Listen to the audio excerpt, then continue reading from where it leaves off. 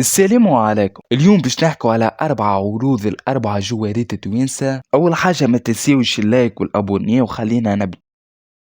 الجوار الأول واللي هو لؤي بن فرحات، اللاعب قاعد يتألق برشا في البوندسليغا الدرجة الثانية. في آخر زوز بارتيات سجل 3 أهداف وصنع هدف. اللاعب حاليا يتبع فيه نادي اف سي كولن الألماني وزاد نادي فرانكفورت الألماني اللي يلعب فيه حاليا الياس الصخيري. اللاعب باش يتم دعوته للتربص القادم بنسبة 100% وباش نشوفوه لأول مرة في المنتخب التونسي.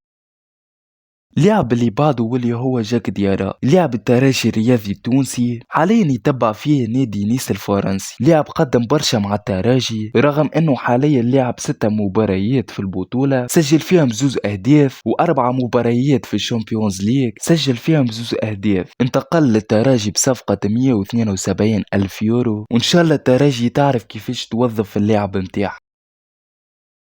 يوسف الشرميتي وصلوا عرض من نادي في الدوري التركي واللي هو في نغباتشي. قيمة الصفقة 15 مليون يورو. اللاعب نعرفه تألقه الكبير في الفترة الأخرى، واللاعب 21 بارتي في الدوري بريمير شيب الاسكتلندي مسجل فيهم 9 أهداف وصنع زوز. اللاعب البارح ارتفع سومه من 6 مليون يورو حتى تكل 9 مليون. إن شاء الله الجامعة تتحرك وتجيب اللاعب هذا.